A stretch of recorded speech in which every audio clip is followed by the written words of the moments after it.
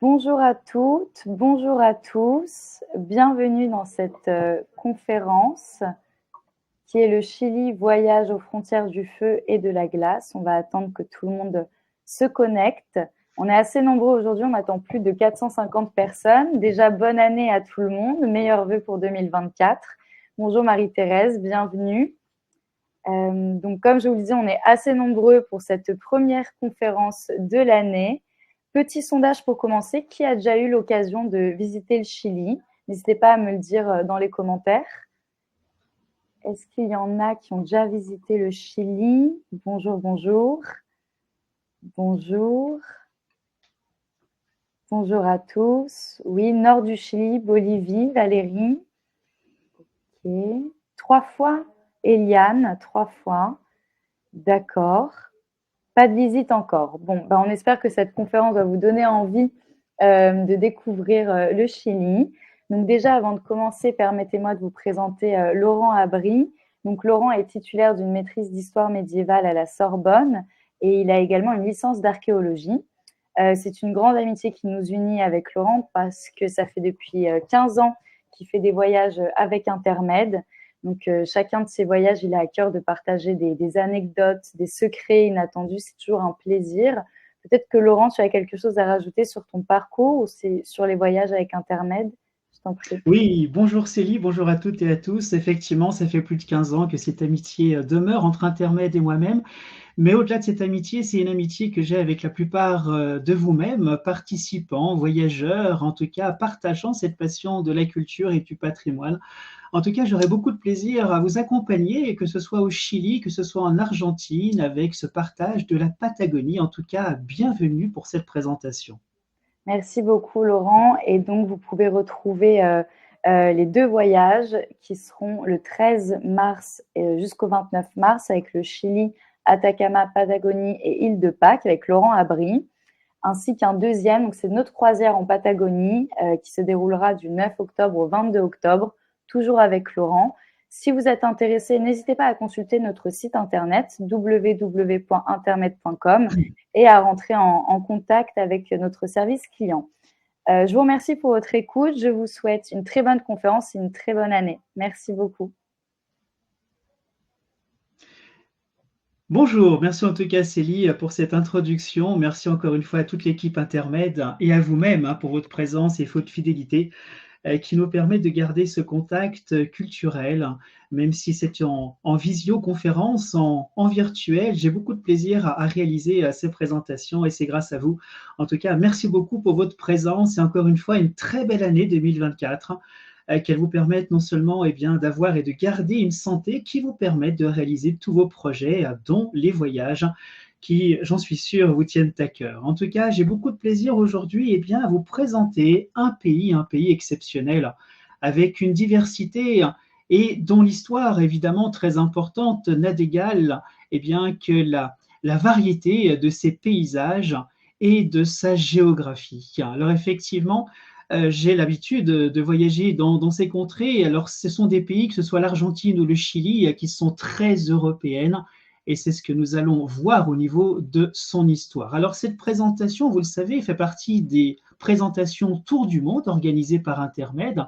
Alors, j'ai voulu organiser cette présentation de la manière dont le voyage va être organisé, hormis le Cap Horn, car si vous avez la chance et le plaisir de m'accompagner au mois de mars, la plupart de cette présentation est faite de façon chronologique en fonction de ce séjour. Encore une fois, hormis le Cap Horn, on n'aura pas le temps d'aller dans cette partie évidemment australe.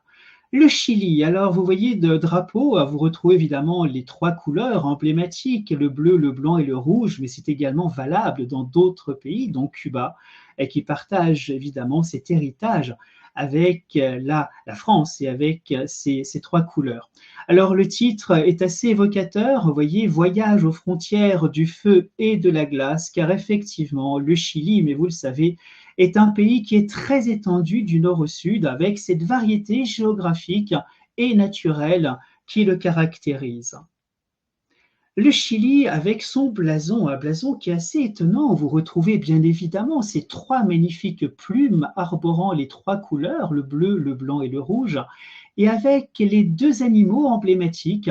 Alors, il faut savoir que ce blason a été adopté en 1834, juste après la Constitution de 1833, avec comme devise par la raison ou par la force. Et c'est à travers cette devise que nous allons tout d'abord aborder le Chili, à travers son histoire et à travers sa politique.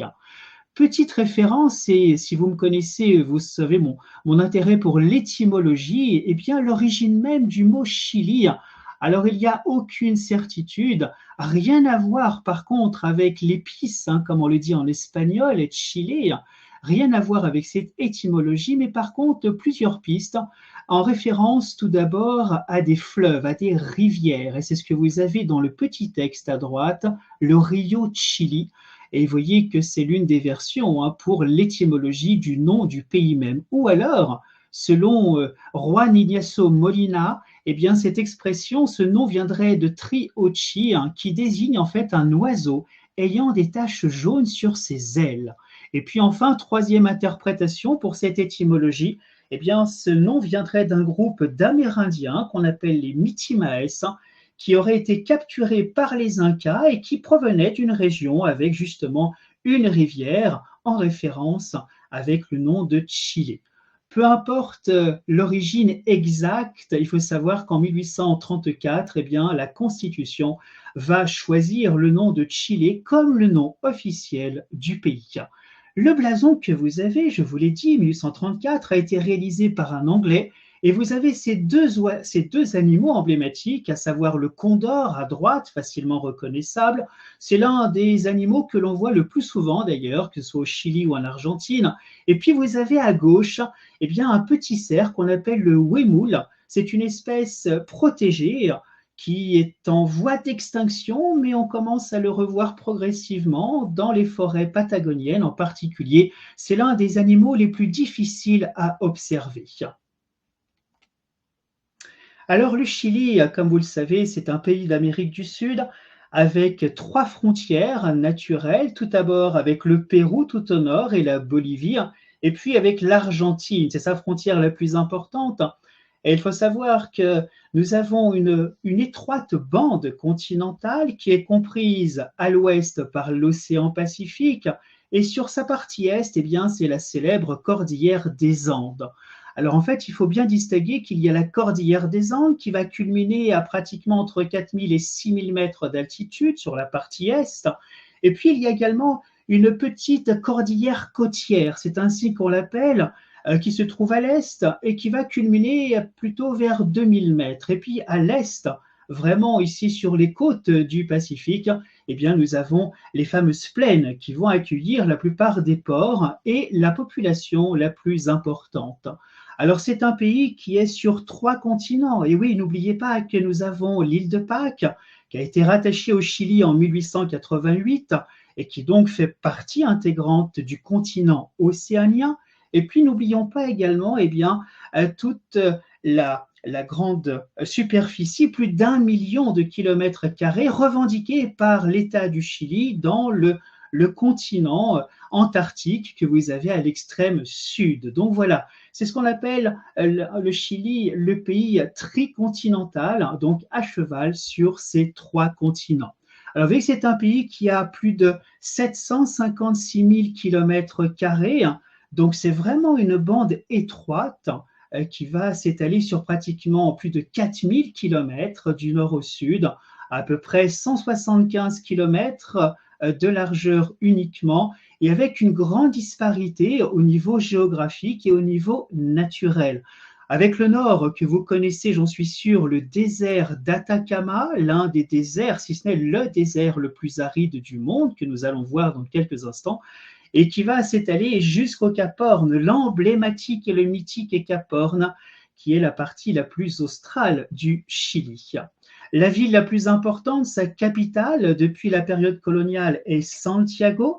Santiago que nous allons découvrir également, sans oublier les grandes villes, les ports maritimes dont fait partie Valparaiso, l'autre grande ville, la troisième ville du Chili par sa population, mais sans oublier également la station balnéaire de Viña del Mar, d'Antofagasta, la grande ville évidemment qui a donné du salpêtre au XIXe siècle, et puis Punta Arenas, c'est la ville la plus australe du continent américain.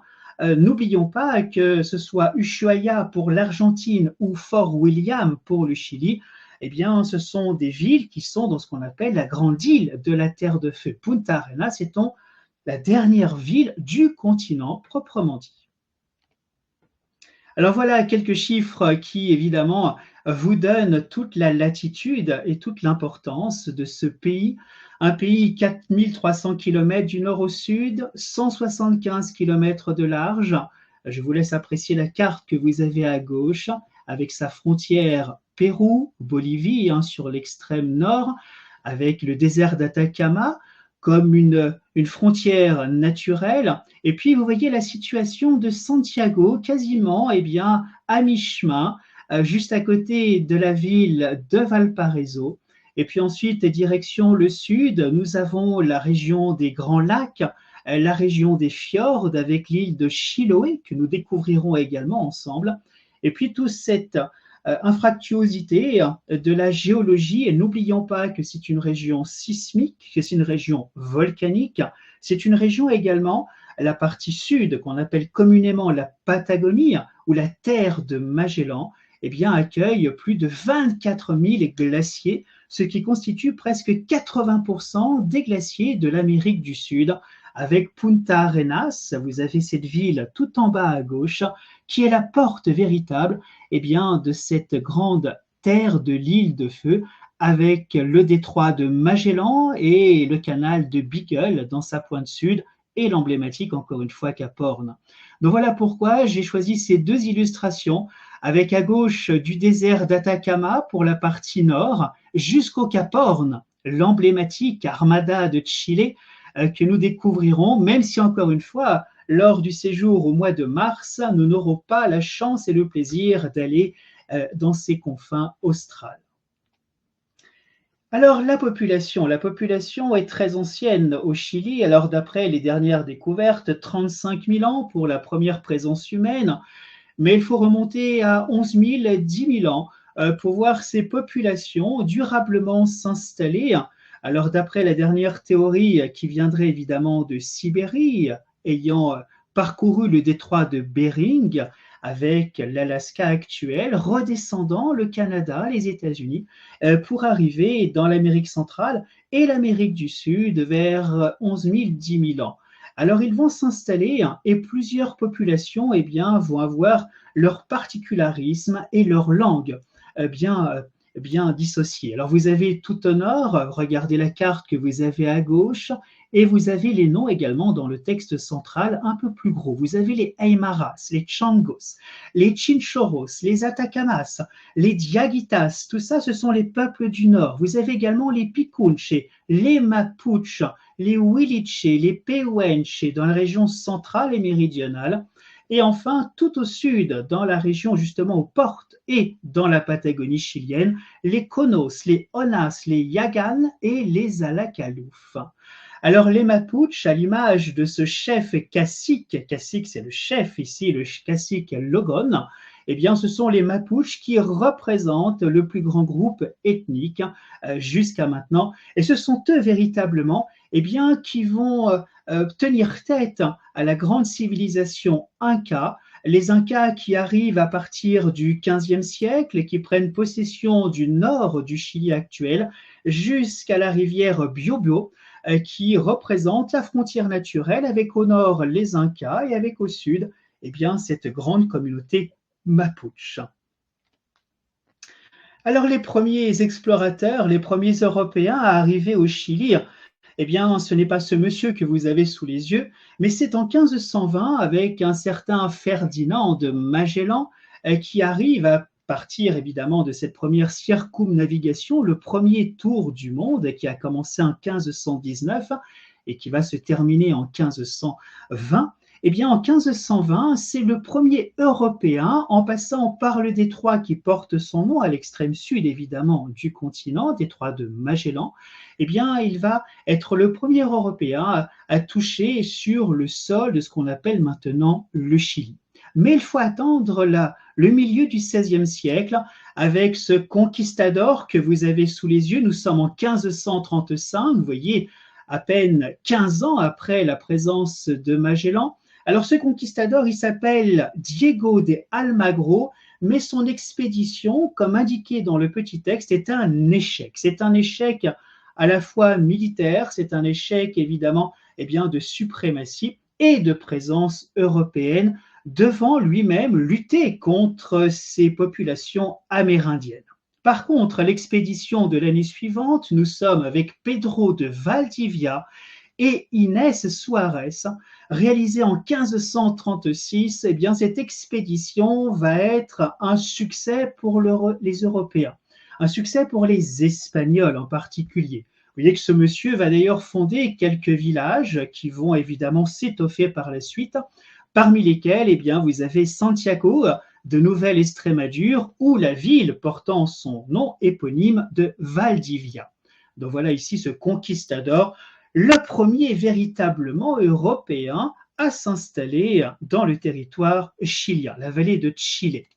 Et puis cette femme que vous avez ici à droite, qui est Inés de Suárez, c'est une conquistadora qui va participer à cette prise de possession territoriale au nom du roi d'Espagne et qui va être l'une des fondatrices de la ville de Santiago, qui à l'époque est appelée Santiago de la Nueva Extremadura.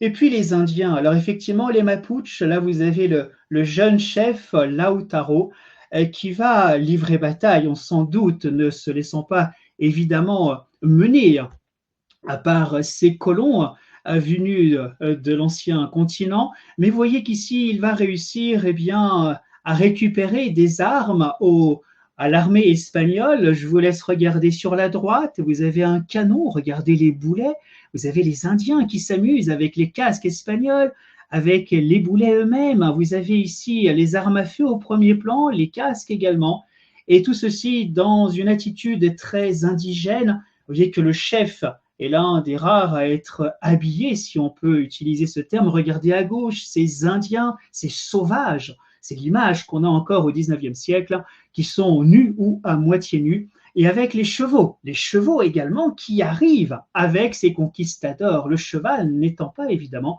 un animal que l'on connaît sur le continent amérindien.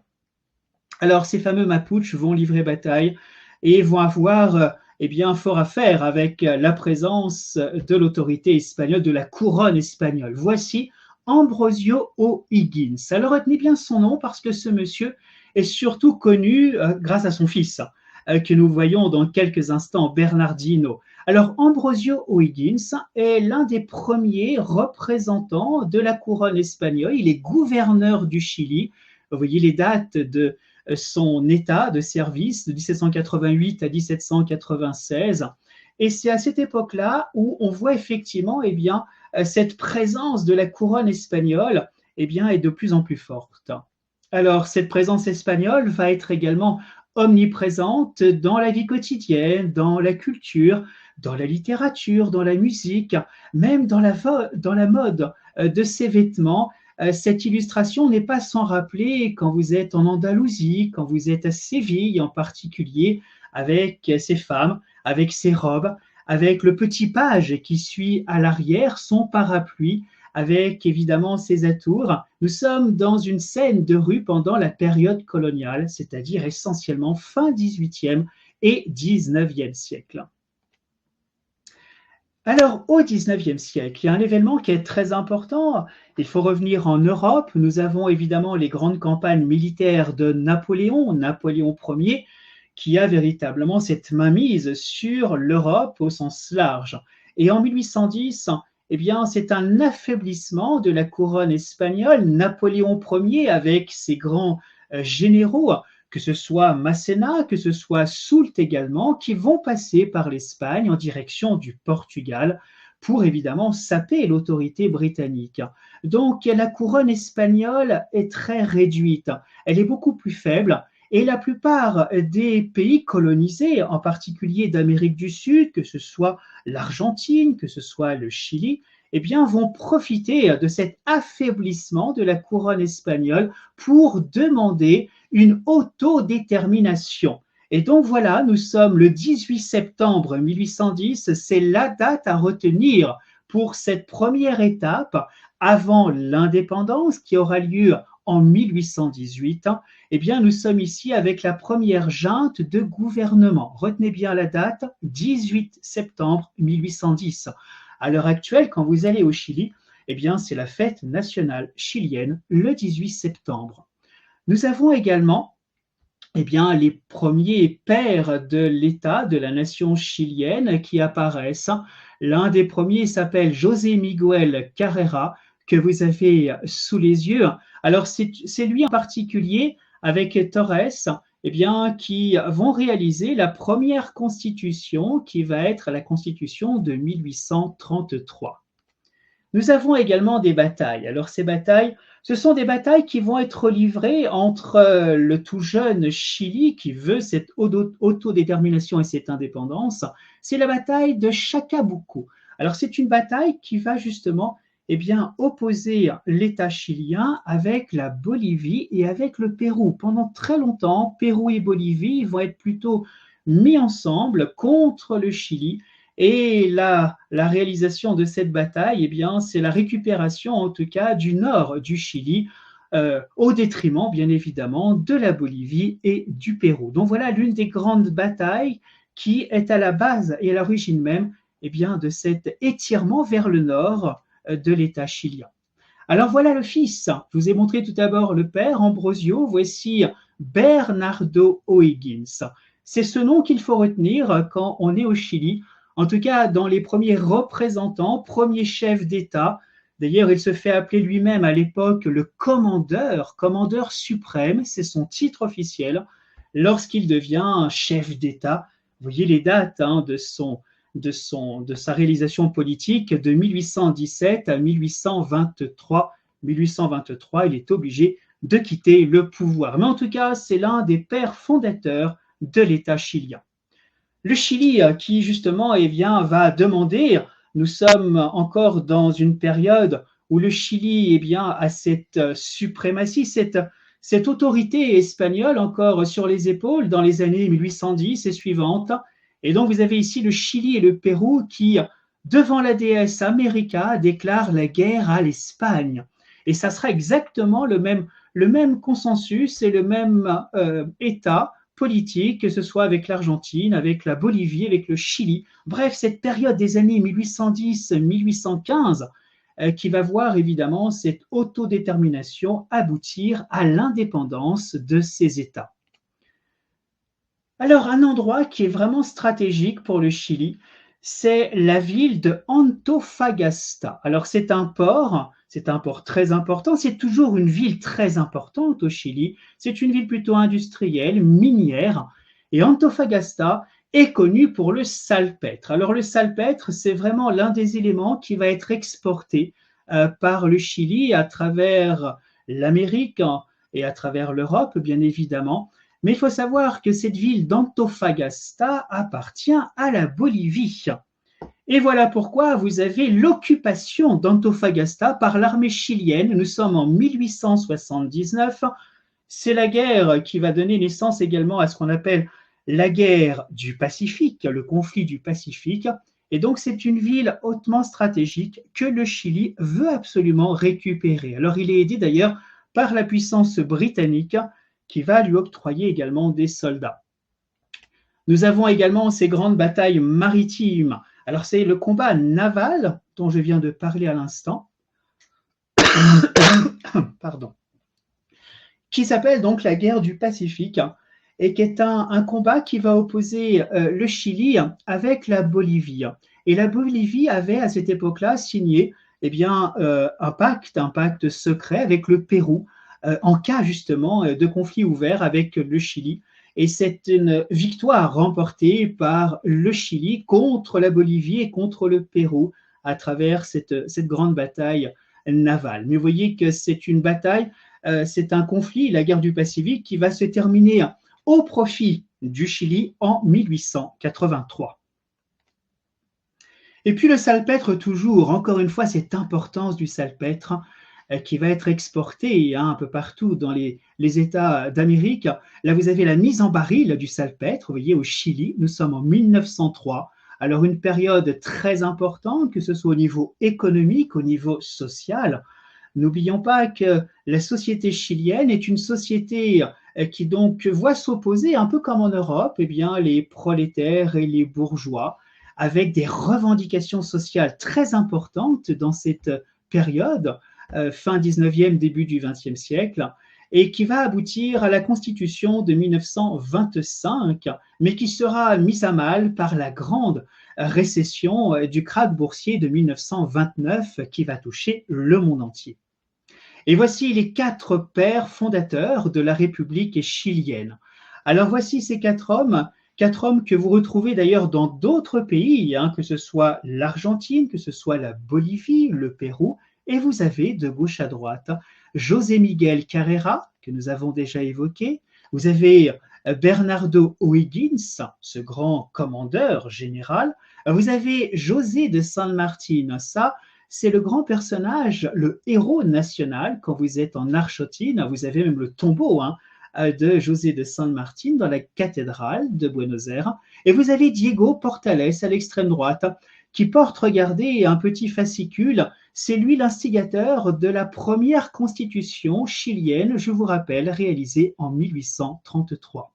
Vous avez quelques constitutions importantes à retenir, celle de 1833, celle de 1925, et puis plus récemment celle de 1980 sous le régime de Pinochet, et puis encore plus proche de nous celle de 2022 qui malheureusement, par référendum, n'a pas été acceptée par la population chilienne. C'est la raison pour laquelle, aux informations, vous avez peut-être certainement vu à Santiago ces mouvements sociaux et populaires.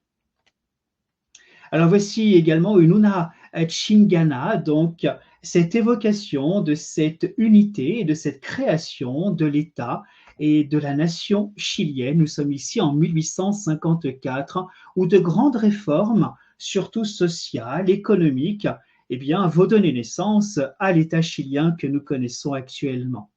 Alors je fais un bond dans le temps, je n'ai pas le temps de parler de toute la politique, ce n'est qu'une introduction historique évidemment au Chili. Nous avons ici le président Salvador Allende, ici à droite, avec le gouvernement Allende. Je vous ai rappelé un petit peu les dates, vous voyez, qui va être réalisé entre 1970 et le fameux coup d'État, le putsch du 11 septembre 1973, et qui voit évidemment la mise en place du gouvernement socialiste, démocrate chrétien également pour une certaine frange, et Allende qui va donner naissance à beaucoup de réformes sociales, économiques, de liberté, de libre-échange. Et puis tout ceci va se terminer en 1973 avec ce fameux coup d'État. Pendant très longtemps, on a fait parler les archives américaines. Harry Kissinger, qui était le premier le conseiller, on va dire, de Nixon, lui-même, était contre, voulait déstabiliser le gouvernement de Allende.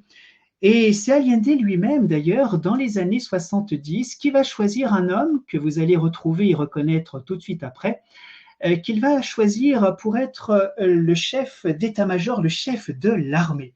Cet homme, c'est Augusto Pinochet. Et oui, Pinochet a été choisi par Allende pour être le chef de l'armée, et Augusto Pinochet de prendre très rapidement le contrepoids de ce que Allende avait initié au côté social, au côté bien évidemment de cette politique, plutôt de gauche bien évidemment, et Pinochet d'être le contrepoint plutôt à l'extrême droite. On va voir cette opposition entre extrême droite et extrême gauche avec l'instauration, et le mot n'est pas faible, d'une dictature avec énormément de personnes qui vont être emprisonnées. Vous avez le grand stade de Santiago qui va être transformé en centre de rétention. Il y a également donc des prisons qui vont être réalisées, beaucoup de personnes qui vont disparaître. Et là, vous avez la petite photo en bas qui vous montre une protestation pacifique en 1985 contre le régime de Pinochet. Et vous voyez les dates de Pinochet assez impressionnantes, avec la première date importante, 1974 jusqu'en 1990. Et en 1990, par référendum, eh bien, Pinochet n'a pas les suffrages escomptés, il est minoritaire et il va lui-même organiser une transition vers une démocratie.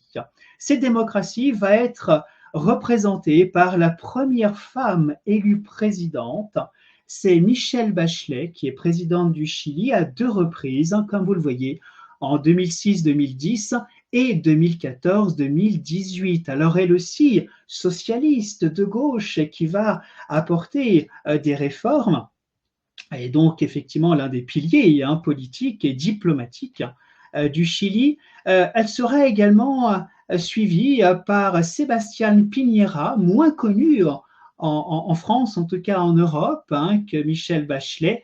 Vous voyez également 2 fois président de 2010 à 2014 et récemment, vous voyez, 2018 à 2022.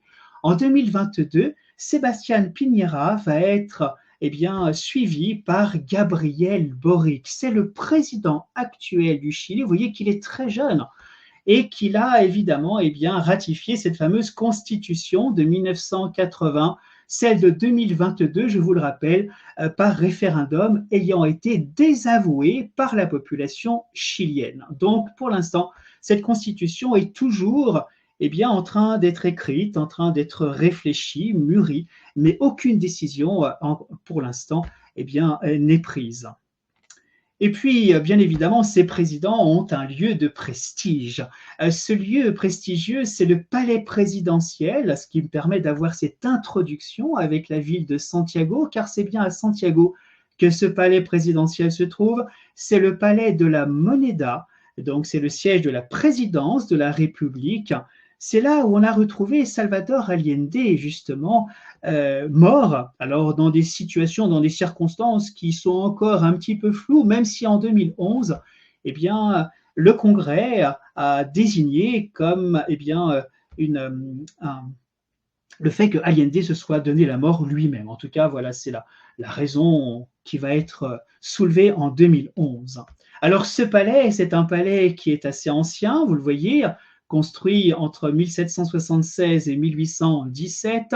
Alors c'est vraiment ici l'incarnation même du pouvoir exécutif, car effectivement le Chili, c'est ce qu'on appelle une république unitaire, avec 2 chambres, la chambre haute, c'est-à-dire le Sénat, la chambre parlementaire, avec l'Assemblée nationale, qui forment le Congrès. Et il faut savoir que le Congrès ne se trouve pas à Santiago, mais dans la ville de Valparaíso. Valparaíso est également le siège de différentes institutions, dont le fameux Congrès chilien.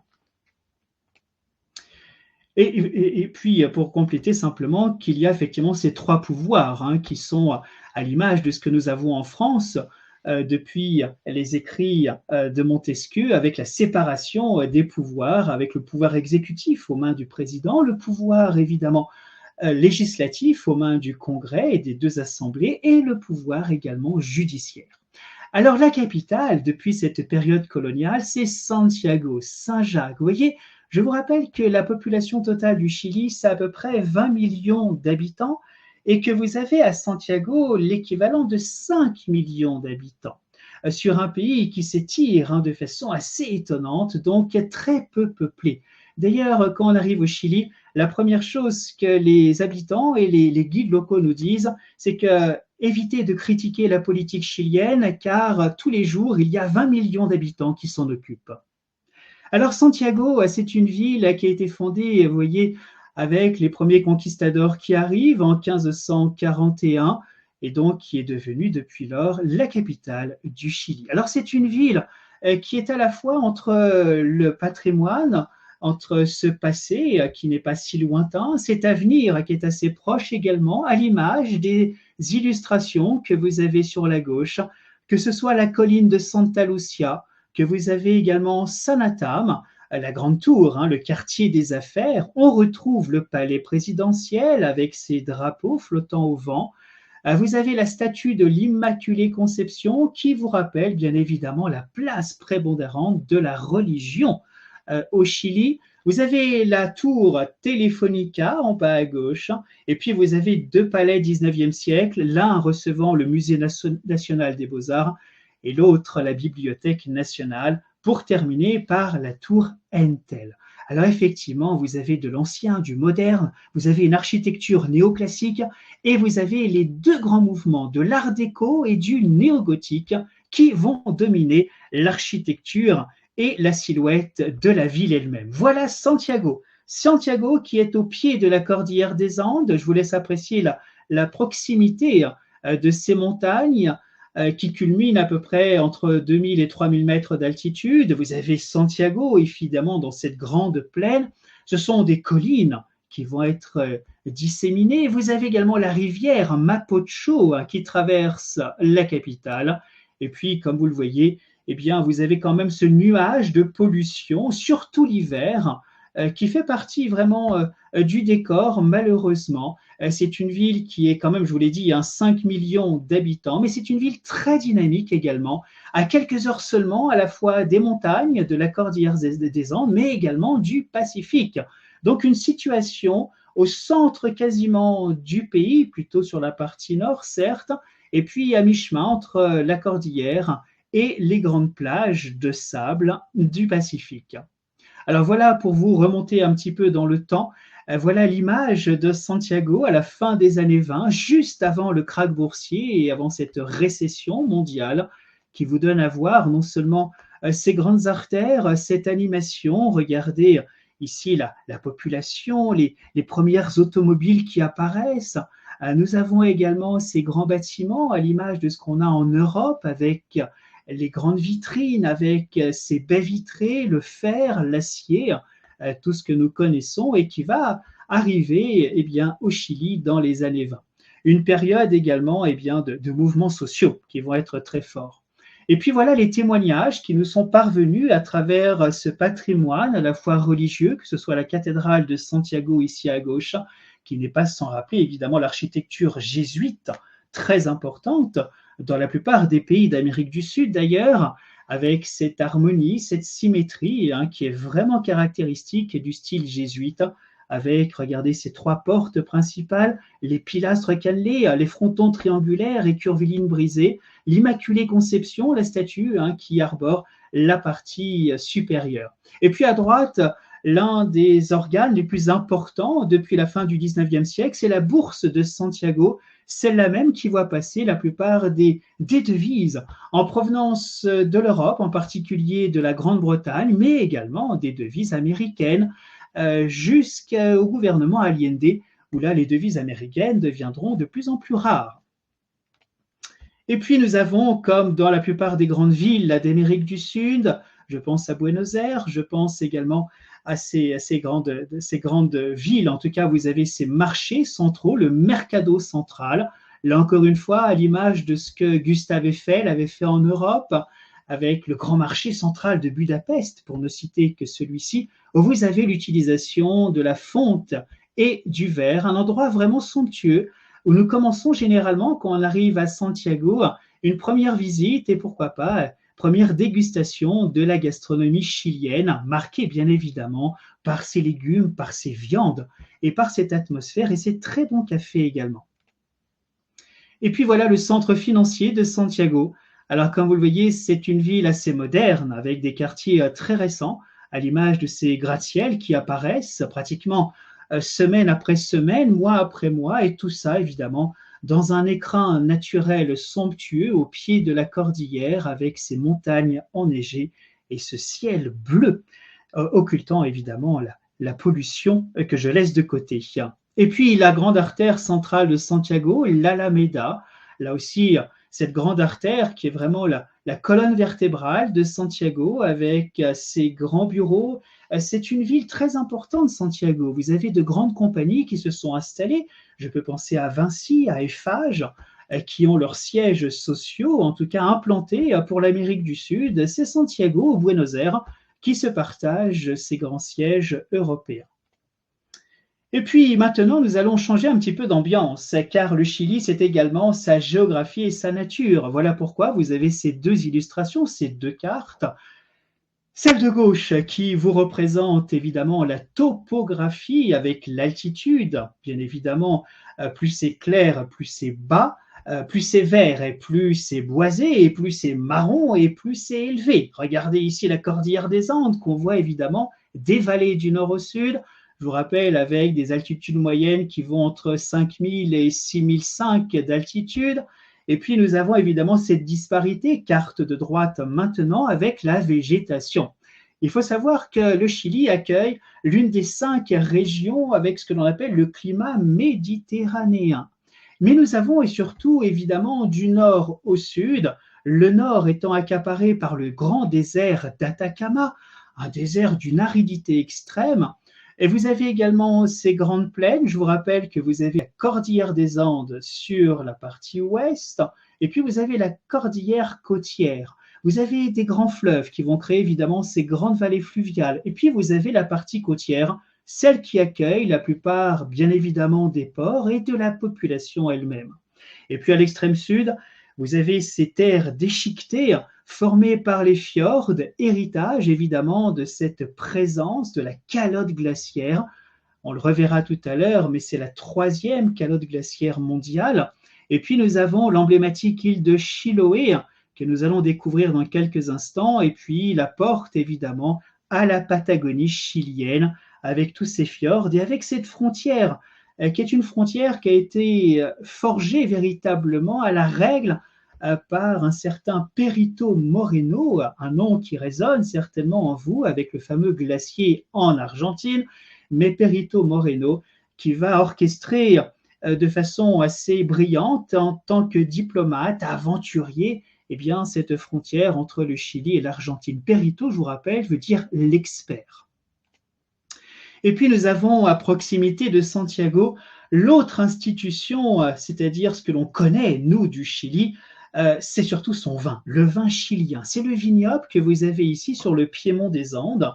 Alors je vous laisse apprécier le côté rectiligne et surtout la qualité de ces vins. Vous n'êtes pas sans savoir que ce vin, c'est un vin qui a échappé au phylloxéra au XIXe siècle, ce grand virus qui va décimer une grande partie des vignobles européens, en particulier français et en particulier de Bourgogne. Eh bien, nous avons ici des cépages qui sont antérieurs au phylloxéra européen, ce qui fait dire à beaucoup d'experts eh bien, que le vin chilien est vraiment le vin qui est primordial, qui a vraiment gardé cette essence et cette caractéristique. Voilà une affiche fin 19e siècle qui vous montre le vin de Bourgogne. Et puis nous avons ce vin ici à droite qu'on appelle le Mapou, c'est un carménère. Voilà le nom à retenir pour le vin chilien. C'est Baron Philippe de Rothschild. Donc en tout cas, c'est au Chili qu'on peut découvrir ces fameux mets, que ce soit le vin, mais également la gastronomie qui n'est pas en reste, en particulier la viande. Et puis nous commençons cette découverte chilienne du nord au sud. Encore une fois, j'ai construit cette présentation comme est construit justement eh bien, le voyage du mois de mars, hormis encore une fois le Cap Horn. Alors nous commencerons non seulement par Santiago, c'est là que nous allons arriver, mais ensuite nous allons directement dans le nord. Le nord avec la frontière bolivienne qui est le désert d'Atacama. Le désert d'Atacama, c'est une région, comme vous le voyez sur la photo, où il n'y a quasiment rien.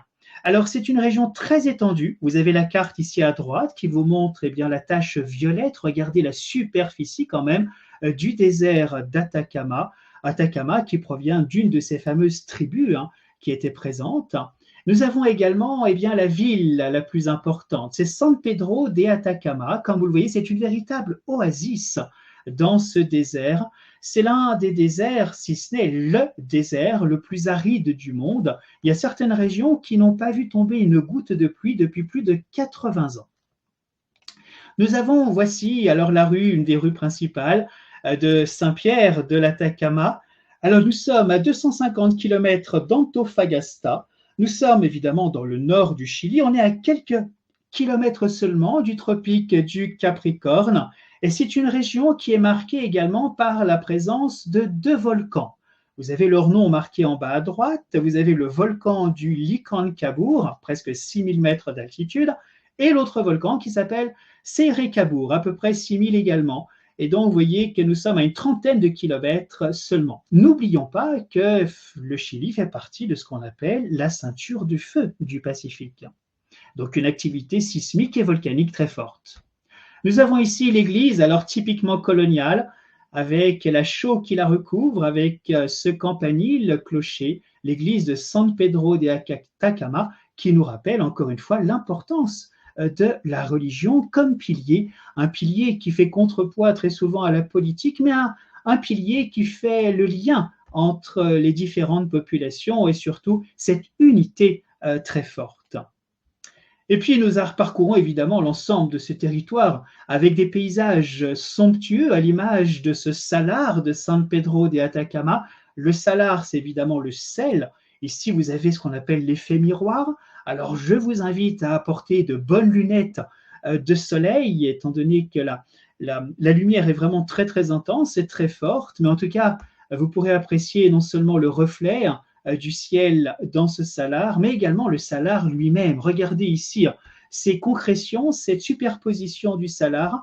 Nous sommes dans une époque géologique qui a vu évidemment se superposer des roches sédimentaires qui ont donné naissance à ces salars, qui n'est pas sans rappeler celui qu'on a également dans le nord-ouest de l'Argentine avec Salta. Donc c'est un point commun de ces grandes zones où le sel est vraiment à profusion. Et puis nous avons une présence animale. On se demande ce qu'ils mangent, les pauvres. Regardez, il n'y a que des cailloux et que de la poussière. Et pourtant, les guanacos. Les guanacos, ça fait partie de la famille des camélidés. Alors au début, quand on arrive au Chili ou en Argentine, dès qu'on en voit un, évidemment, on demande tout de suite à l'autocar ou à la voiture de s'arrêter. Et puis au bout de 2 jours, on ne fait même plus attention, tellement leur présence est omniprésente. Alors voici les guanacos, famille encore une fois des camélidés, cousins du lama et de la vigogne, avec quand même une stature un peu plus haute que celle de la vigogne. Alors c'est un animal utilisé non seulement pour sa viande, on consomme de la viande de guanaco, vous avez également pour sa fourrure, pour ses os, ses tendons, bref, on utilise tout, surtout les Amérindiens, qui les chassaient et qui vont être remplacés progressivement, comme vous le savez, par les moutons qui vont prendre possession du territoire des guanacos. Et puis le désert d'Atacama, étant donné qu'il a cette aridité, en tout cas, il n'y a pas d'humidité du tout, permet d'avoir une très belle visibilité sur le ciel, à l'image de ce que vous avez ici à droite. Regardez, somptueux, la Voie lactée, avec ses grands observatoires, ses oreilles et ses yeux dirigés vers le ciel, à l'image de l'observatoire Paranal. Donc c'est l'un des endroits au monde où on a la plus belle vue sur le ciel et sur les étoiles. Voici une autre image qui vous donne à voir non seulement cette géologie, on a vraiment ici un livre de géologie qui nous est ouvert avec la cordillère à l'arrière-plan. À droite, vous apercevez les stratovolcans, c'est-à-dire ces volcans de forme conique. Et puis nous arrivons avec ce fameux volcan qu'on vient de voir à l'instant, le Licancabur. Alors là, on se rapprochera de ce volcan. Donc c'est un stratovolcan. Je vous rappelle que le terme technique, tout simplement, c'est un volcan en forme de cône avec une superposition de différentes couches de lave, tout simplement. Et puis nous avons ce très beau reflet sur les lacs, sur les lagunes. Et en fait, ce volcan vient d'un ancien nom, une hispanisation d'un mot Kunza qui veut dire la montagne du peuple. Nous avons également ces très belles vues. Alors, il faut être courageux ou fou, je ne sais pas, pour partir en vélo sans protection à travers ce désert au pied du volcan. Et alors, y a-t-il des observatoires ouverts aux visiteurs? Alors, il est assez rare d'avoir ces visites mais on peut quand même faire une demande justement pour avoir la possibilité au moins de passer une soirée et de profiter justement de ces lunettes d'observatoire. Donc effectivement, ça peut se programmer en amont.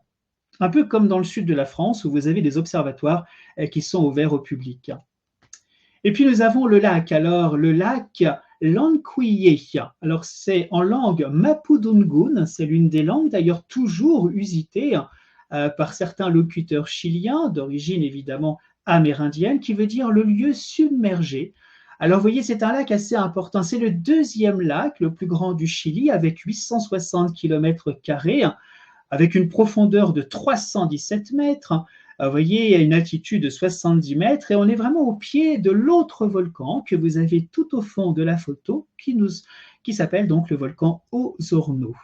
Alors, c'est à proximité de ce lac qui a donné son nom à la région, et oui, je vous rappelle qu'il y a 16 régions au Chili, et donc nous avons les grandes villes que nous allons découvrir avec Puerto Varas, Frutillar, Puerto Octay, Lanquihue, et puis des stations balnéaires que nous ne visiterons pas, mais que j'évoque simplement, comme Las Cascadas ou Ensenada.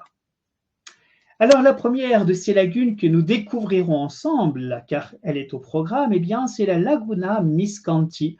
C'est un lac situé dans cette région intermédiaire entre les plaines et la cordillère des Andes, qu'on appelle l'altiplano, c'est-à-dire ces grands plateaux qui peuvent atteindre les 4000 mètres d'altitude. Nous sommes dans la région d'Antofagasta, toujours au nord du Chili, et nous avons à l'arrière-plan eh bien, le volcan Minic et le cerro, donc la pointe, le sommet Miscanti. Alors, vous voyez que ce lac fait partie de la grande réserve qu'on appelle la réserve nationale Los Flamencos. Inutile de parler espagnol pour comprendre l'origine des flamants roses. Flamants roses, évidemment, qui vont être l'emblème même de ces grands complexes. Alors, merci pour ces vieux compléments. Que sont devenus les Amérindiens? Alors, je pense que vous avez malheureusement la réponse dans votre question. La plupart des Amérindiens eh bien, vont être métissés. Maintenant, on les appelle les métizos. Et on a encore une population mapuche. On a quelques descendants, mais la plupart de ces Amérindiens, dans leur culture, eh bien, ont disparu. Il y a ce mélange avec la culture coloniale européenne, américaine, et puis d'autres grandes populations qui viennent d'Argentine, qui viennent de Bolivie ou du Pérou, donc vraiment un métissage, un mélange, même si dans certains villages, on voit quand même une redécouverte de ces traditions, de cette culture qui est très importante, à l'image un peu des langues également. Mais malheureusement, la plupart des Amérindiens qui habitaient la partie sud du Chili, à savoir les Alacalouf, les Yamanas, ont complètement disparu. La dernière, d'ailleurs, Maria Calderón, est morte aux alentours de l'an 2000 à peu près.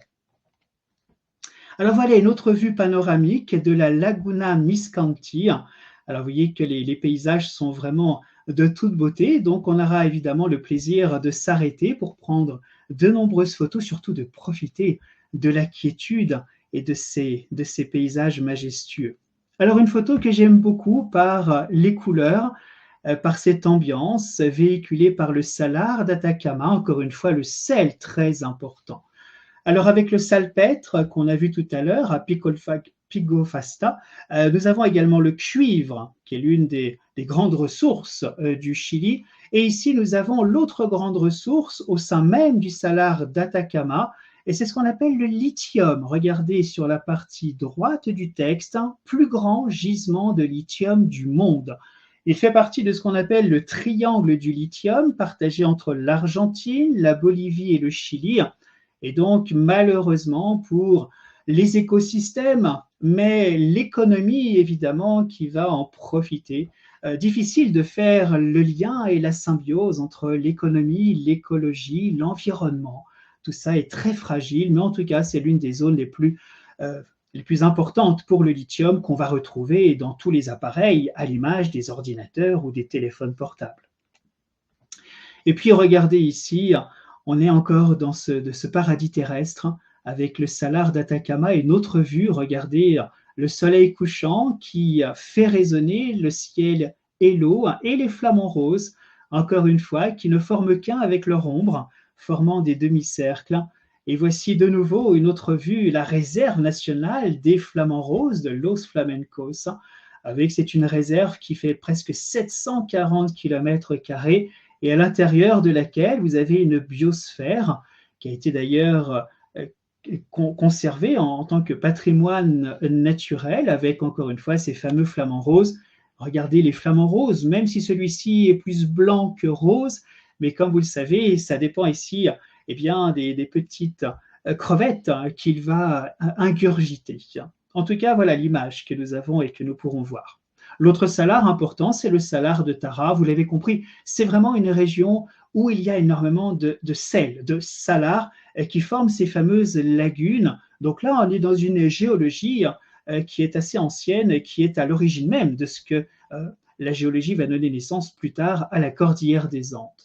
Et puis, toujours en termes de géologie, de géothermie, nous avons ici El Tacio. Alors là aussi, c'est un lieu que nous arpenterons, que nous découvrirons ensemble. C'est une zone géothermale, l'une des plus importantes, c'est la 3e au monde, après Yellowstone et la grande vallée des geysers en Russie.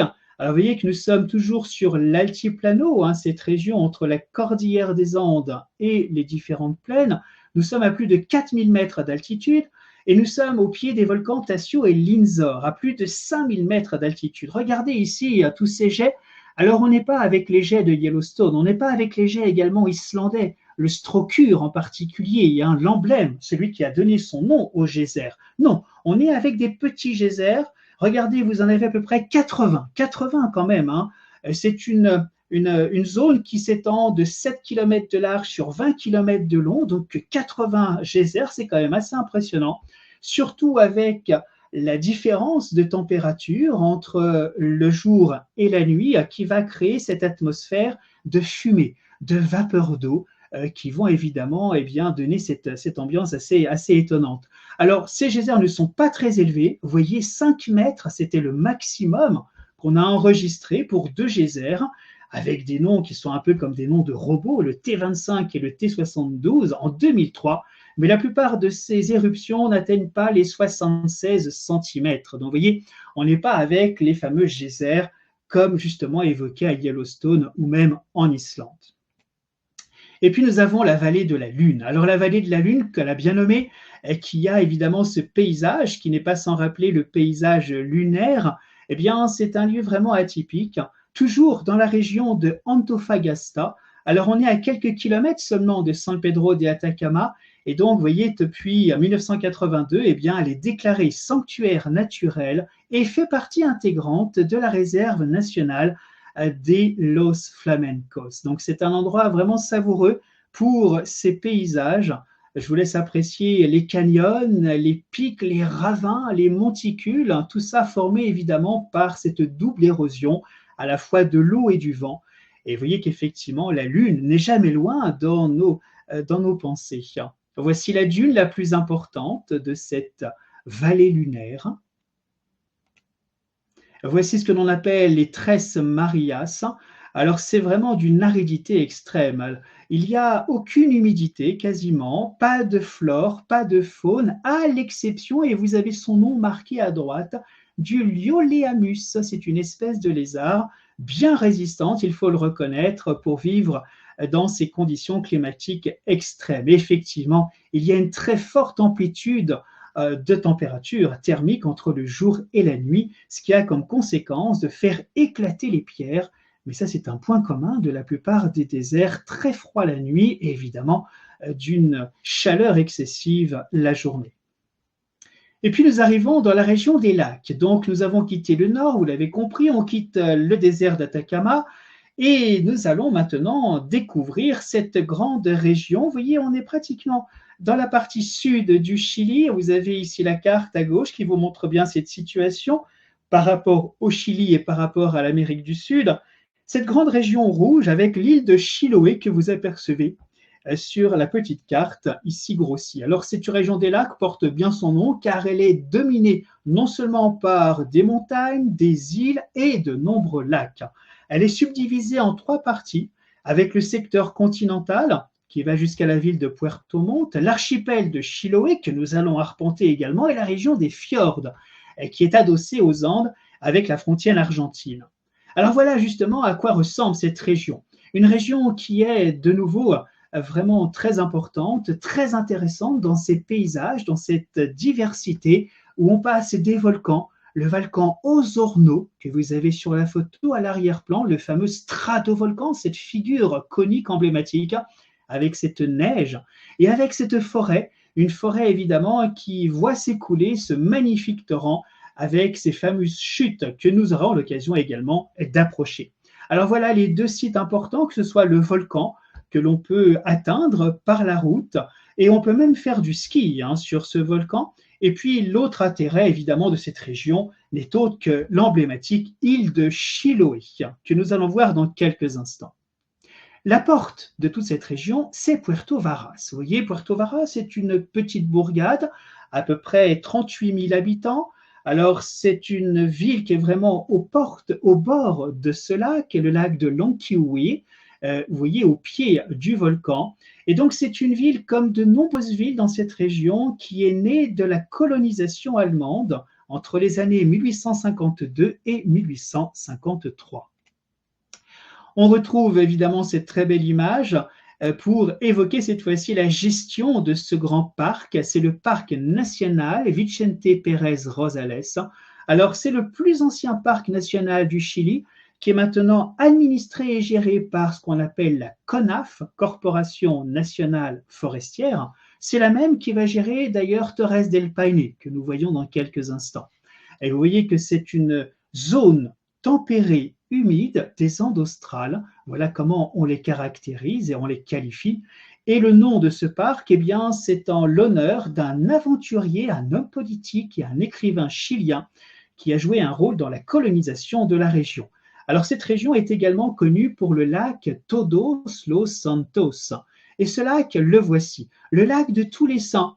Car étant donné qu'à l'époque, comme très souvent, on va nommer un lieu, que ce soit une île, un lac, une montagne, eh bien certainement du jour où on l'a découvert, un peu à l'image de l'île de Pâques, à l'image du fleuve Saint-Laurent. Voilà, beaucoup d'endroits vont être nommés du jour de la fête, du jour de la découverte. Alors c'est un lac très important, c'est une attraction touristique majeure, et c'est l'un des rares lacs qui, contrairement aux autres, celui-ci va s'enfoncer véritablement à l'intérieur de la cordillère des Andes. Et regardez le paysage dominé par ces montagnes et par ces volcans. Voici les fameuses chutes dont j'ai rapidement parlé précédemment. On aura l'occasion de nous rapprocher de ces chutes qu'on appelle les chutes de Petrohue, toujours au pied de cette forêt et de ces volcans. Alors c'est un endroit vraiment très magique pour l'ambiance qu'il véhicule et pour la clarté de son eau également. Et puis nous avons la ville de Puerto Montt. Alors la ville de Puerto Montt, c'est la grande ville cette fois-ci qui est positionnée au pied de ce volcan de l'Osorno. Nous voici à Puerto Montt avec l'image de gauche, un petit medley qui vous montre différentes ambiances de la ville. Vous avez sa situation à droite sur la carte avec cette tache rouge foncée. Alors nous sommes vraiment dans la porte d'entrée de ce que l'on appelle la Patagonie chilienne. Alors Puerto Montt se caractérise par son important port de pêche, de commerce, des transports avec les ferries. Et là aussi, c'est un lieu très important pour le tourisme qui devient une manne de plus en plus importante pour l'économie locale et l'économie chilienne. Encore une fois, on est au port de la Patagonie, mais il y a également les lacs, les plages, les forêts, les montagnes, la pêche qui a vraiment tout son intérêt. C'est d'ailleurs la région qui accueille actuellement des élevages de saumon. On voit l'État norvégien faire des essais main dans la main avec l'État chilien pour un élevage intensif du saumon. Donc progressivement, le saumon est exporté et vous allez voir de plus en plus non seulement le saumon norvégien ou écossais, mais le saumon chilien. Alors nous avons bien évidemment ces villages emblématiques sur pilotis. Nous sommes dans la petite bourgade, vraiment à 2 km seulement de Puerto Montt, un petit village de pêcheurs qui s'appelle Angelmo. Et nous sommes sur le canal de Tenglo, Alors c'est un petit village, mais vraiment plein de charme, à l'image de ces maisons colorées avec le jaune, le bleu, le vert. Et nous sommes dans une tradition qui va mélanger les produits du terroir. Donc là, évidemment, vous allez pouvoir vous faire plaisir avec le miel local, les fromages locaux, les fruits, et puis les produits artisanaux. C'est là où effectivement, eh bien, on peut se faire plaisir en ramenant des objets vraiment réalisés sur place, qui sont faits pour la plupart avec un bois, le bois typique de la région qui s'appelle le bois d'Alers. Et puis, nous avons une petite bourgade également, à peine 16 000 habitants, Frutillar. Alors, Frutillar également, regardez, vous avez cette ambiance, toujours avec l'omniprésence du bois. Nous sommes au bord du lac Lonkiwe, et nous avons avec Frutillar eh bien, cette ambiance un peu surannée d'une vieille bourgade qui a un peu figé au 19e siècle et qui accueille, comme vous le voyez, tous les ans, eh bien, les semaines musicales de Frutillar. Mais en tout cas, même sans ces semaines musicales, c'est une petite ville qui a beaucoup à offrir et beaucoup de charme. Et puis l'emblématique île de Chiloé. Alors l'île de Chiloé, la grande île de Chiloé, avec ses différentes petites îles également qui forment un archipel, eh bien nous sommes dans ces grands paysages dominés par la ville de Castro. Vous voyez, Castro, c'est en plein milieu, quasiment sur la côte la côte est de l'île. Donc, c'est la ville la plus importante. Alors, l'île de Chiloé va être dominée par deux images. L'image des maisons multicolores sur les pilotis, qu'on appelle les palafitos, et les églises de bois, qui, 16 d'entre elles en tout cas, sont classées au patrimoine mondial de l'humanité par l'UNESCO. Voilà justement cette première image, les palafitos dans la ville capitale. Donc nous sommes à Castro. Vous avez ici ces grandes maisons qui sont soutenues par ces pilotis. Alors il faut savoir que la marée, comme indiqué en bas, peut atteindre 7 mètres. 7 mètres, donc c'est colossal. Voilà pourquoi ces maisons sont bien protégées à bonne hauteur et qui donnent évidemment tout ce cachet avec ces maisons toujours très bariolées. Voilà une autre image des palafitos de Chiloé. On retrouve ça un petit peu partout dans cette île. Et puis nous avons ces fameuses églises en bois classées par l'UNESCO. Alors il y en a 16 au total. Et vous voyez que l'architecture, nous sommes dans des églises réalisées entre le XVIIe et le XVIIIe siècle. Alors nous sommes à la fois dans des cultures d'architecture jésuite, dans ce qu'elle a d'ordonnancement, et en même temps des techniques des peuples locaux. C'est ce qu'on appelle l'architecture mestizo. Alors nous avons évidemment ces différents coloris qui vont les caractériser. Nous sommes ici avec l'église Notre-Dame du Patronage qui se trouve dans la localité de Tenaon. Mais nous avons également cette église magnifique, regardez, uniquement réalisée en bois. C'est l'église Nuestra Señora de Gracias dans la localité de Nerson.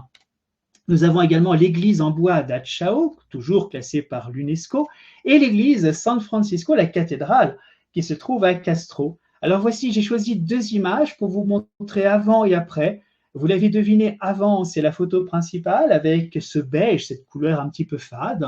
Et puis la restauration qui a été faite, regardez, avec ce jaune et avec les petits pinacles ici rouges et avec les deux lanternons violets. Donc vraiment des couleurs assez fortes et assez tranchées.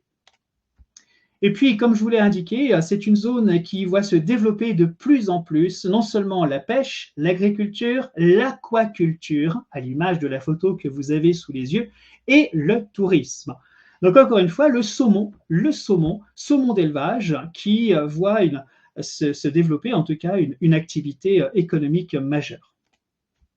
Et puis la localité de Kemchi, beaucoup moins connue, mais intéressante pour de nouveau cette ambiance, ce petit village, toujours avec l'activité de la pêche. Vous voyez qu'on est à 1000 km à vol d'oiseau de la capitale, de Santiago, et nous sommes toujours dans cette région des lacs. Et Kemchi, ça vous dit peut-être quelque chose si on s'intéresse à la littérature et à ces hommes et à ces femmes de lettres à travers Francisco Coloane, qui, comme vous le voyez, est un écrivain chilien qui est originaire de la localité de Kemchi. Vous avez sa photo et vous avez son buste sur la place principale de Kemchi. C'est un conteur, c'est un nouvelliste. Et vous voyez que son œuvre raconte la vie australe, la vie du Sud. Et il est également membre de ce qu'on appelle la génération de 38. Et puis nous arrivons dans cette fameuse région qu'on appelle communément la Patagonie. Patagonie, qui est la région qui est au sud de l'Amérique latine, qui est à cheval et qui se partage entre le Chili et l'Argentine. Patagonie, qui vient du mot Patagone, avec ses premiers Indiens découverts par les premiers explorateurs au XVIe siècle, avec ses grands pieds. C'est le Patagone. Eh bien, la Patagonie au Chili a ce drapeau. Et on appelle plus souvent, d'ailleurs, on n'utilise pas tellement le mot Patagonie pour la Patagonie chilienne, mais région de Magallanes et de l'Antarctique chilien. Avec ce drapeau, vous avez reconnu bien évidemment cette cordillère des Andes, avec le jaune, avec évidemment tous ces pics plutôt blancs avec les glaciers, et puis ce ciel d'un bleu azur dominé par la croix du Sud, formée par cette constellation avec ses 5 étoiles. Vous voyez que c'est une région qui n'est pas très peuplée, 166 533 habitants. Il y a même un fuseau horaire, un décalage par rapport à Santiago, et c'est une région où effectivement la population se sent complètement un petit peu désaxée par rapport à l'activité politique et des directives données par la capitale. C'est une région somptueuse où nous aborderons bien tout d'abord la ville peut-être la plus importante de la partie nord, en tout cas de cette région, qui s'appelle Puerto Natales, à peu près 20 000 habitants. Alors c'est une petite localité, vous voyez, qui est au bord d'un fjord, qui s'appelle le fjord et la province du même nom, Ultima Esperanza, l'ultime espoir, en référence à ces expéditions qui effectivement essayaient de trouver un passage, et c'était leur ultime espoir. Donc il y a beaucoup de vocabulaire dans la région qui ont cette tonalité de fin du monde, de fin d'espoir. Et donc c'est une ville intéressante pour son architecture, à la fois en bois, des petites maisons. Il n'y a pas de grands bâtiments, si ce n'est l'hôtel lui-même. Et nous avons ici un plan hippodamien, c'est-à-dire un plan avec les rues parallèles et perpendiculaires. Nous avons également l'église. Alors une église qui n'est pas très ancienne, qui n'a pas forcément un charme à l'intérieur extraordinaire, mais en tout cas qui est bien située. Nous sommes sur la place principale, la place d'Armes, qui a une forme évidemment rectangulaire. C'est l'église Maria Auxiliadora, et nous avons ce joli bâtiment à droite de l'église que vous apercevez ici avec ce toit rouge. C'est la mairie. Que voici, un beau bâtiment qui évidemment reprend l'architecture qu'on a en Europe, une architecture qui n'est pas sans rappeler également l'architecture plutôt allemande, avec ses colombages, avec ses fêtages. En tout cas, un lieu qui accueille également des grandes expositions sur la culture. Alors, nous avons à proximité, ou une vingtaine de kilomètres seulement de Puerto Natales, une caverne. Vous avez la photo à droite de cette caverne avec son hôte. Oh, il a disparu il y a bien longtemps maintenant. C'est le fameux Mylodon. Alors, le Mylodon, pendant le 19e siècle, même au début du 20e, certains aventuriers et ethnologues pensaient qu'il était encore vivant parce qu'on a retrouvé de la peau très bien conservée, c'est comme des écailles et en même temps de la fourrure, car c'est un paresseux terrestre géant qui faisait à peu près 3 mètres de long, qui se tenait également debout, mais vous voyez que ses pattes avant est comme un paresseux, donc il avait une démarche à la fois du paresseux plutôt lente et l'ossature et on va dire la corpulence d'un ours. Alors nous voici avec le premier élevage de moutons. Alors ici, cet élevage de moutons va faire évidemment la richesse, c'est l'or blanc, c'est comme ça qu'on l'appelle, de toute la Patagonie, et pas uniquement du Chili, mais la Patagonie, que ce soit de la Pampa, là où justement Florent Pagny, je fais écho à Laurent qui nous parle d'un chanteur français, Florent Pagny. Alors Pablo Neruda, j'en parle justement à la fin de cette présentation, c'est avec lui que nous terminerons avec l'un de ses poèmes d'ailleurs. Mais revenons à nos moutons, avec cette région de Magellan qui va accueillir les premiers moutons. Nous sommes dans les années 1877. La toute première fois qu'on voit les moutons arriver, c'est avec un Britannique qui s'appelle Henry Renard, qui introduit 300 moutons des îles Falkland. Et à partir de là, c'est Punta Arenas qui va devenir la capitale. Le petit Paris, c'est comme ça qu'on l'appellera d'ailleurs, le Punta Arenas, avec des hôtels particuliers dignes de Paris, du parc Monceau. Et donc, nous avons ici la culture du mouton. Ces moutons qui vont fortement endommager la pampa avec leurs sabots, eh bien, les plantes vont être de plus en plus rares. On a besoin d'énormément d'espace pour ces moutons. Et cet espace va être pris non seulement au détriment des animaux, en particulier des guanacos, mais surtout de la population amérindienne, de ces fameux Indiens, qui progressivement vont être exterminés pour récupérer les territoires, et ce, que ce soit au niveau de l'Argentine comme du Chili. Alors voici justement à quoi ressemblent ces grands ensembles qui nous sont parvenus. Alors nous sommes à côté de Punta Arena, de Puerto Natales. Alors ici nous sommes avec ce qu'on appelle le frigorifico de Puerto Boris. Alors vous voyez, c'est un bâtiment qui a été réalisé au début du XXe siècle. À l'intérieur, nous avons l'abattage, la congélation, l'exportation de la viande de mouton. Quelques chiffres pour vous donner un petit peu l'ambiance et surtout l'ampleur. 400 personnes y travaillaient de janvier à avril avec plus de 3000 bêtes tuées chaque jour. 3000 bêtes tuées chaque jour et qui proviennent, comme vous le voyez, de la Patagonie argentine et chilienne. Alors c'est un endroit qu'on peut visiter maintenant, vous voyez, hein, qui a bien été réhabilité. Il y a un restaurant à l'intérieur. En tout cas, c'est un endroit assez intéressant pour cette ambiance du travail du mouton. Maintenant, nous continuons évidemment cette découverte de la nature chilienne avec le Grand Parc. L'un des parcs les plus intéressants, à mon avis, que l'on puisse voir à travers le monde, c'est le parc Torres del Paine. Alors, vous voyez que nous sommes dans un parc national, c'est la 12e région. Vous avez ce blason qui en est l'emblème avec cet arbre, avec la tête du huemul. Le huemul, je vous rappelle, c'est ce petit cervidé en voie d'extinction. Et puis, nous apercevons derrière ces montagnes, et à droite, vous apercevez déjà ce que l'on appelle eh bien, les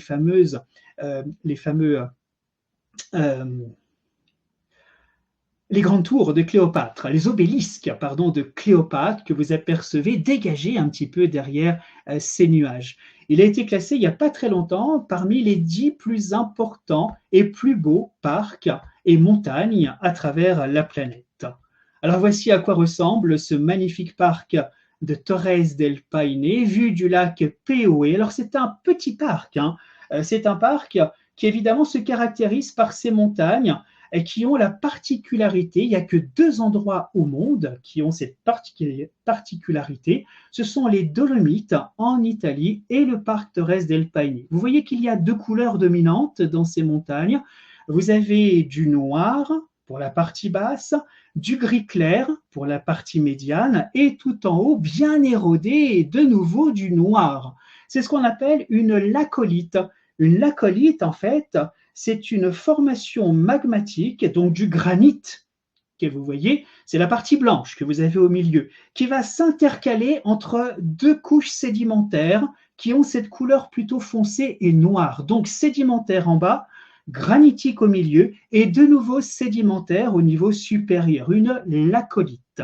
Donc c'est le terme technique utilisé et qui fait vraiment la particularité de ce parc national. Sans oublier bien évidemment ces lacs, des lacs qui sont à la fois très riches soit en phosphore, soit en azote, et c'est la raison pour laquelle vous avez ces 2 types de lacs, dont les fameux lacs avec une couleur d'un bleu azur. L'orthographe de lacolite, bonne question. L-A-2-C-O-L-I-T-E. Lacolite, et c'est féminin. Et nous avons de nouveau regardé ce fameux lac. Alors ça, c'est une photo que j'ai prise il y a quelques semaines maintenant, avec le restaurant d'ailleurs. C'est vraiment l'image que vous avez très souvent dans les guides touristiques qui sont en référence avec le Chili, avec un petit lac, une petite passerelle en plein milieu d'un lac, et justement, eh bien, ce bâtiment que vous avez à gauche représente justement cette ambiance. On y mange très bien, on a une très belle vue surtout, et regardez ce ciel avec ce que l'on appelle les nuages lenticulaires. C'est une région d'ailleurs connue pour ces fameux nuages lenticulaires. Et puis de nouveau, ces fameuses lacolites qui vous montre cette partie sombre, cette partie beaucoup plus blanche, le granit. Il faut savoir qu'il faut attendre les années 1945 et 1950 pour voir les premières expéditions, les premiers alpinistes s'aventurer à gravir ces grandes parois. Vous imaginez le vent, le froid, vous imaginez en tout cas le côté très dur du granit pour pouvoir les gravir. Et il faut savoir que c'est seulement pendant le Covid où nous avons eh bien, la fameuse grande tour, hein, l'obélisque de Cléopâtre, qui va être gravi pour la première fois, donc en 2020 à peu près seulement. Donc c'est très récent. Et la plupart de ces alpinistes, d'ailleurs, proviennent de la région des Dolomites en Italie. Alors voici ce magnifique complexe avec ces fameuses tours. Voilà l'origine, hein, du nom du parc qui a été donné par une exploratrice anglaise à la fin du 19e siècle et qui va comparer ces fameuses tours avec ces obélisques dits de Cléopâtre. Regardez la couleur de l'eau.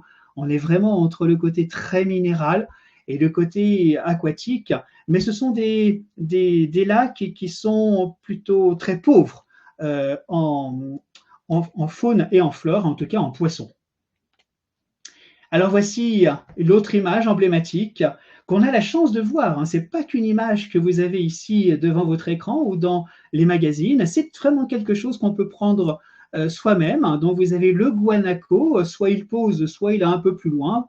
Ça évidemment c'est une question de chance, mais en tout cas c'est vraiment somptueux de pouvoir profiter, hein, de ces montagnes et de cette faune. Alors c'est une faune qui va être dominé par les Nandiu, qu'on appelle de Darwin, que vous avez ici à gauche, qui est en fait un cousin éloigné des autruches et des émeus. Et vous avez le guanacos, toujours de cette famille des camélidés, hein, cousin des lamas. Alors là, on en voit vraiment très très souvent, même au bord de la route, hein, devant le bus, on peut les voir assez souvent. Alors voilà, nous arrivons dans la ville la plus australe du continent. Je vous rappelle, le continent qui s'arrête à Punta Arenas. De l'autre côté, c'est déjà le détroit de Magellan et la grande île de la Terre de Feu, là où se trouve la ville d'Ushuaia, Argentine, et de Fort William, chilienne.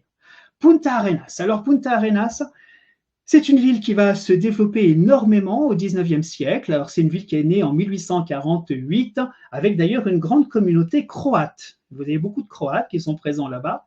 Vous avez la place des Armes, qui va être dominée par la statue de Fernand de Magellan. Vous l'avez ici en haut à droite. Vous voyez la statue, hein, Fernand de Magellan, qui a le pied droit sur son canon. À ses pieds, vous avez une petite statue qu'on appelle le Patagone. La tradition veut qu'on lui touche le pied droit pour revenir en Patagonie. Et puis ces hôtels particuliers dont on a parlé précédemment, avec, à l'image de cet hôtel particulier, la plupart des architectes sont parisiens. Et on a les mêmes architectes que pour le parc Monceau. Et puis vous avez également ce cimetière. Alors là, vous avez tous les arbres, regardez, iconiques. C'est l'emblème de l'un des plus beaux cimetières d'Amérique du Sud.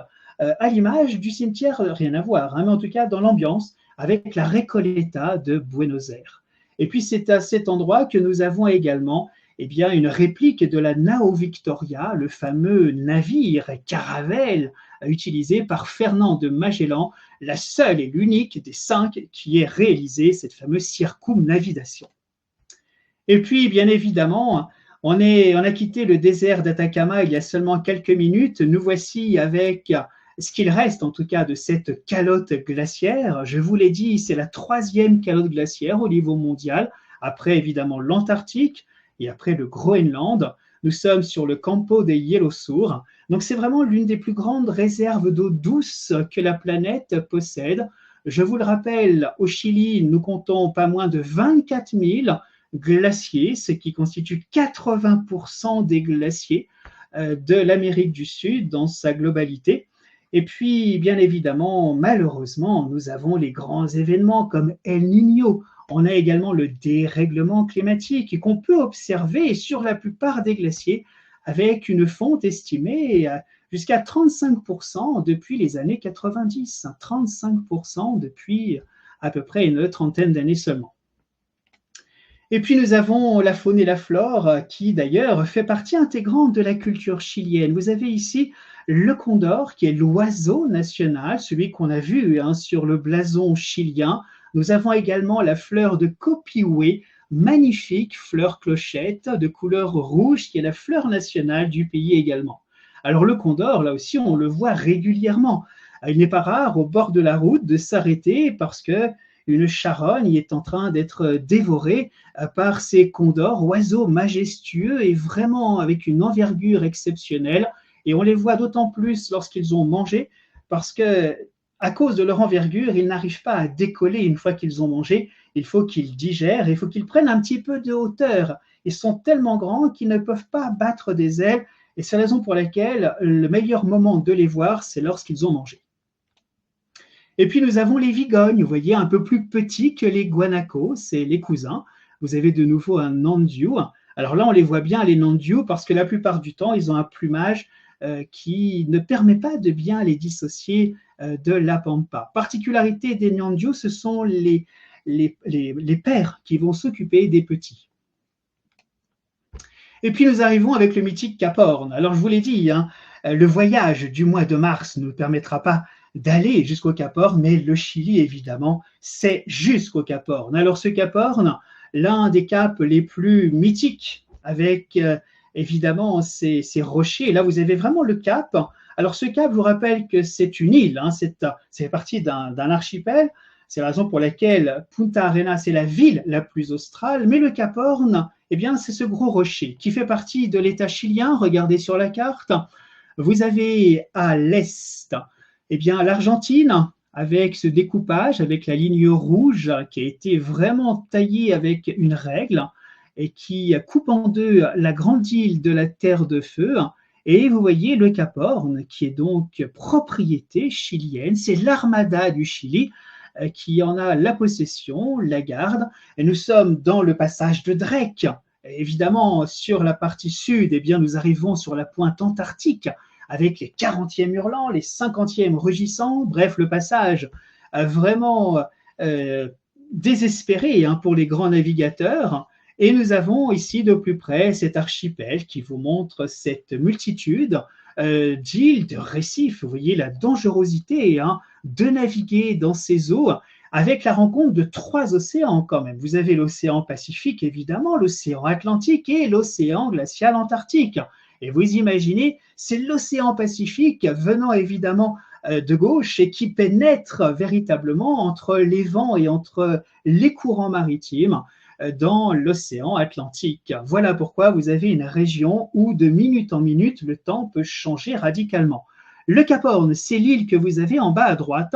Et c'est une île assez importante quand même. Et voici à quoi ça ressemble une fois qu'on a la chance de pouvoir débarquer, de monter les 122 marches. Eh bien, en haut de cet escalier, vous avez Armada de Chile, donc Cabo de Hornos avec le phare, avec le toit rouge que vous avez à droite. Et vous avez également, et bien sur la gauche, Parc national Cap Horn, Cabo de Hornos, avec toujours le Wemul, hein, le petit cervidé comme symbole.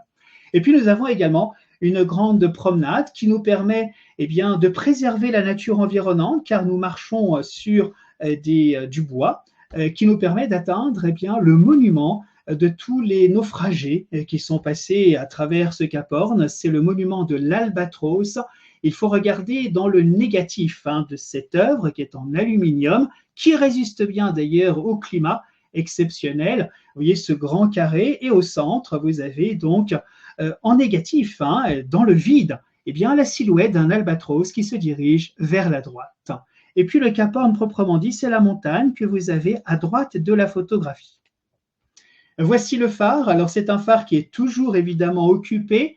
Il y a toujours un officier qui habite avec sa famille. Donc très souvent, c'est avec les enfants, plutôt en bas âge, il est vrai. Nous avons ici, alors ça a été fait il n'y a pas très longtemps, vous voyez qu'ils ont installé le nom Cabo de Hornos. Ils ont même installé à gauche, ça date depuis 1 an, des jeux pour les enfants justement. Et donc, libre à vous de pénétrer à l'intérieur du phare et puis de faire connaissance. Si évidemment le commandant est là, c'est lui qui vous accueille. Sinon, ce sont les enfants qui se font un plaisir de vous mettre les tampons du Cap Horn et de vendre eh bien, ce qu'ils réalisent. Et puis nous avons également, juste à côté hein, de ce phare, la chapelle Stella Maris, donc l'étoile de la mer, avec cette architecture où on rentre, on est vraiment en plein de cette atmosphère où on sent le vent véritablement tournoyer tout autour de cette chapelle, où le bois évidemment est omniprésent. Il y a vraiment une ambiance très intime. Et puis, nous terminons bientôt cette présentation car le Chili, je vous rappelle, depuis 1888, eh bien, possède l'île de Pâques. Alors, il faut faire plus de 3500 km, évidemment, en avion, On est revenu à Santiago, on a repris l'avion direction l'île de Pâques, Rapa Nui, voilà son nom. Alors Rapa Nui, regardez cette île, nous sommes en plein milieu de l'océan Pacifique Sud. Alors vous avez l'île de Pâques, je vous rappelle, découverte par un explorateur européen le jour de Pâques, d'où le nom de l'île de Pâques, mais les habitants l'appellent Rapa Nui. Alors vous voyez cette carte à droite qui vous montre tous les sites avec les fameux moai. Et vous avez sur la partie sud de l'île la localité la plus emblématique avec Orongo. Alors voici l'île de Pâques, n'oublions pas, n'a rien à voir avec la culture chilienne au niveau de la population, rien du tout. Nous sommes avec une culture polynésienne. Et regardez, c'est ce qu'on appelle le triangle polynésien avec 1, 2, 3, 4, 5. Vous avez le 1, c'est donc Hawaï, le 2, la Nouvelle-Zélande, le 3, c'est l'île de Pâques, le 4, Samoa, et 5, en plein milieu, Tahiti et l'archipel des Marquises. Et donc, c'est ce triangle polynésien, sans vous faire une conférence sur la Polynésie, eh bien, qui va donner naissance à cette culture et à ces langues. Et il faut savoir que c'est une population qui vient de l'Asie du Sud-Est et qui va, par migration successive, eh bien, occuper l'Indonésie, la Micronésie et ce qu'on appelle la Polynésie, avec comme point central Tahiti et les îles Marquises. Et ce sont de ces îles Marquises que proviennent, à partir du XIIIe, XIVe siècle, les premiers habitants de l'île de Rapa Nui, donc de l'île de Pâques. Donc ce sont des Marquisiens qui vont s'implanter sur l'île de Pâques. Et puis nous avons le drapeau qui n'est pas sans rappeler la forme même de l'île. Nous avons également ces fameuses têtes de moai. Alors il y en a vraiment une quantité assez impressionnante. Nous sommes avec une île volcanique, donc c'est du basalte, c'est une roche volcanique. La plupart d'ailleurs sont encore dans leur gang, à la fois de la carrière dont ils sont issus. Vous voyez qu'ils sont véritablement recouverts jusqu'aux épaules. Et beaucoup d'archéologues ont travaillé, surtout depuis le XXe siècle. C'est une science assez récente. On a d'ailleurs le commandant Cousteau qui, en personne, va fouiller, va explorer dans les profondeurs de l'océan et redécouvrir ce que les yeux n'ont plus, c'est-à-dire l'iris et la rétine qui étaient présentes sous la forme de calcaire blanc et plutôt d'obsidienne. Alors ces fameux moai, vous avez ce qu'on appelle les AU, c'est-à-dire ces grandes plateformes cérémonielles avec une multitude de moai. Justement, les moai, c'est l'héritage de ce que l'on a dans la Polynésie française, aux Marquises, ce qu'on appelle les tikis. Les tikis, ce sont ces divinités, premier homme, premier dieu, donc des têtes, des statues qui ne sont pas très grandes. Le plus grand fait 2 mètres à peu près, des tikis. Eh bien, les Marquisiens, en arrivant sur l'île de Pâques, vont continuer cette tradition et cette formation de ces tikis, mais vont les augmenter au niveau de la taille. Regardez les moai qui sont impressionnants, avec la même silhouette, le même visage et la même orientation, non pas vers l'océan, mais vers l'intérieur de l'île. Et ces statues étaient recouvertes de ce qu'on appelle un pukao. Les pukao, regardez, je vous ai grossi la photo ici à droite, eh bien, ces moai, oui, alors certains ont été endommagés effectivement par un incendie et ils sont toujours en cours de restauration. Il est très difficile de restaurer de la pierre, surtout une pierre aussi primaire que la pierre volcanique. Mais effectivement, vous avez ces nombreux moai qui, évidemment, nous questionnent sur nos origines, sur la signification même de leur présence, des ancêtres, des divinités, et puis de ce qu'on appelle le syndrome de l'île de Pâques, bien évidemment, qui a vu la destruction progressive et inexorable de la forêt, et la forêt étant utilisée pour les troncs d'arbres, pour évidemment transporter toutes ces moai à travers toute l'île, et qui a donné naissance et comme conséquence l'éradication totale de ces forêts, d'où le syndrome de l'île de Pâques, c'est-à-dire l'utilisation vraiment jusqu'à son excès de toutes les ressources de l'île.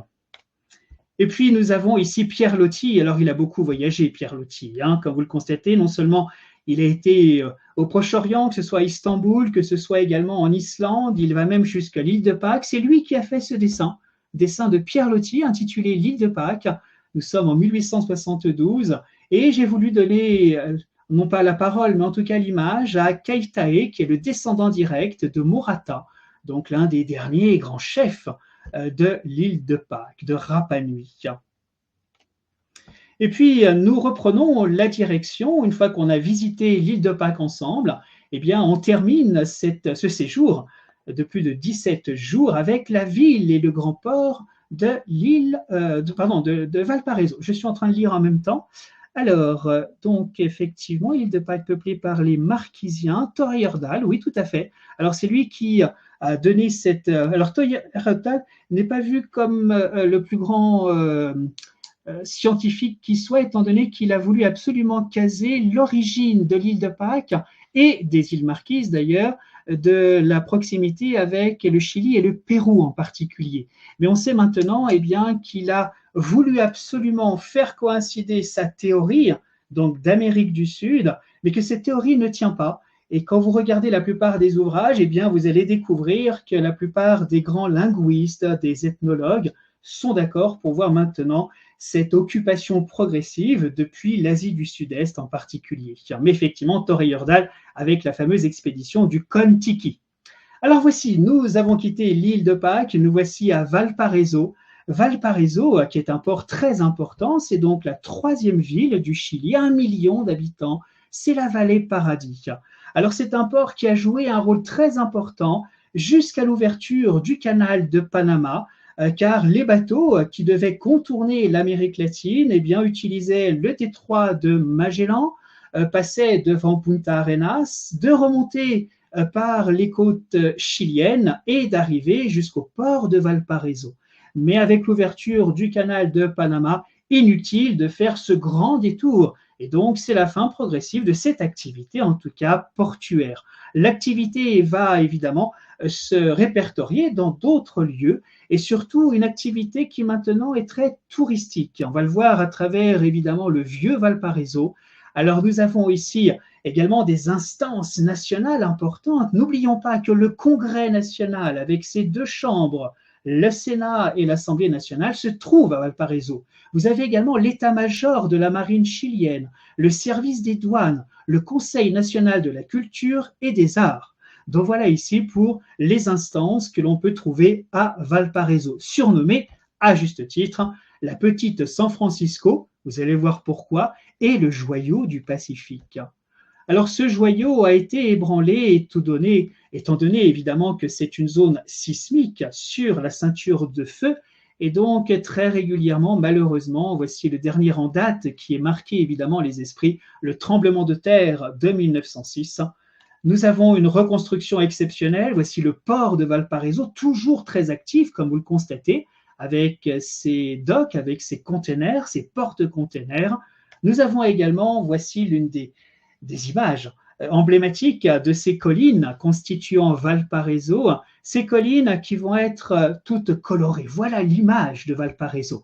Valparaiso, c'était une émission également radiophonique qui nous transportait non seulement avec son nom, Valparaiso, déjà on part en voyage simplement en évoquant ce nom et à travers ces collines, à travers ces façades colorées, ces ambiances un peu surannées, ces fameux funiculaires que vous avez ici à droite, eh bien on est plongé dans un temps et dans une certaine saudade, dans une certaine torpeur, douce torpeur, et nous terminerons bien évidemment avec la Sebastiana, avec la maison, l'une des maisons de Pablo Neruda, la voix et le poète du Chili. Et c'est avec lui que nous allons conclure cette présentation chilienne avec son poème tiré de Poèmes d'amour, Poema Quince, qui en français nous donne ceci: j'aime quand tu fais silence parce que tu es comme absente et tu m'écoutes de très loin et ma voix ne te touche pas. Eh bien, c'est avec ce petit extrait de Pablo Neruda que je vous remercie pour votre présence, pour votre fidélité. Et comme vous le constatez, le Chili a beaucoup à offrir. Du nord au sud, on l'a vu au niveau de la géographie, de son histoire très riche et très complexe, encore à l'heure actuelle, bien évidemment. En tout cas, un grand plaisir pour votre présence. Encore une fois, une très belle année N'oubliez pas si vous avez des questions. Et en tout cas, j'aurai beaucoup de plaisir à vous retrouver, que ce soit pour d'autres conférences ou pour vous accompagner directement dans ce magnifique pays qu'est le Chili. Merci beaucoup, prenez bien soin de vous et à très bientôt.